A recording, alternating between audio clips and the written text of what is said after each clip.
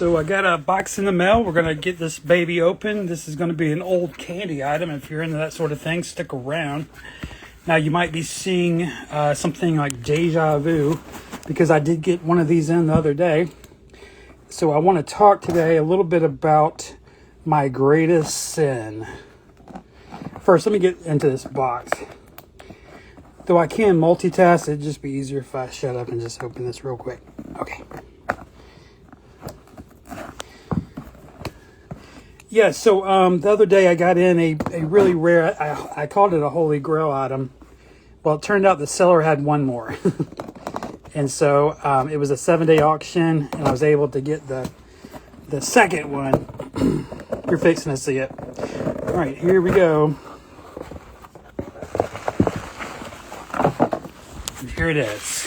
Yeah, so I got another one of these extremely rare, you guys want me to say that again? Extremely rare 1998 Blockbuster video candy, only released, to my knowledge, for one season of 1 year. This is not something you would typically want to save because it's just random peppermint candies. There's not honestly a novelty factor to this.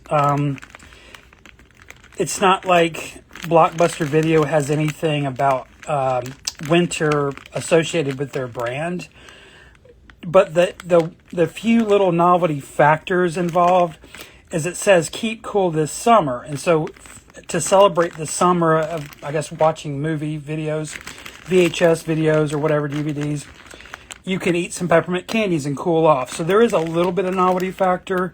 You know, this is for the summer, yet it has snowflakes on it, so it's cool, like a little bit cool.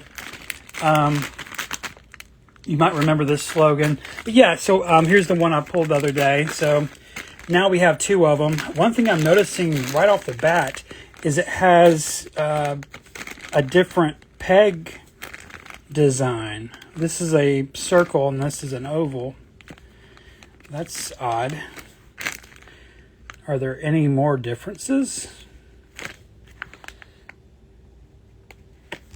Why would that be two totally different pegs or whatever? Well, the numbers are different. The timestamps or whatever.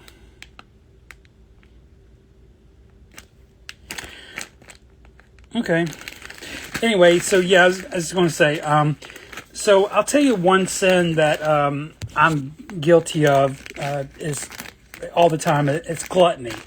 And this is a perfect example. I did not need another one of these, obviously. Like, why did I need two of them? I can't tell you why.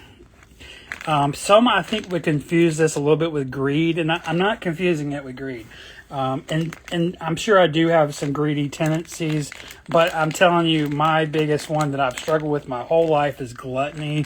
Just, you know, I definitely have hoarding tendencies and things of that nature. So you're seeing a perfect example of, I don't know, I couldn't resist. I just wanted another one. So it's just something I have to deal with constantly. And it's in pretty much every aspect of my life. You know, most people, when they think about gluttony, they think about food. And I do definitely have issues with that sometimes. Like binging and stuff. Nothing crazy, but I'm just saying. It's just something I always have to, like, keep in mind and work on. But you know, I'm just saying this because I know we're all collectors, and maybe you can relate to this. You know, I do see people in our hobby that do have more of a problem with greediness, or well, pride shows its ugly head sometimes too. But I'm just saying mine. I just say it right here because obviously you can see it. It's just gluttony, man. Anyway, I hope you enjoyed this. Go home happy. All right, well, guys, it's a little slow this summer. Summer always slows down in novelty candy. It gets really slow. it's just going to get a little worse, to be honest. And then in the fall, for whatever reason, I think it's the season.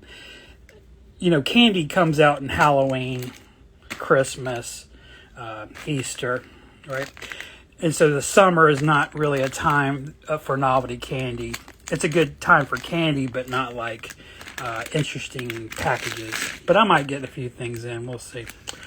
All right, guys. Well, I'll see you around. This is not for sale. Again, it's just something I deal with.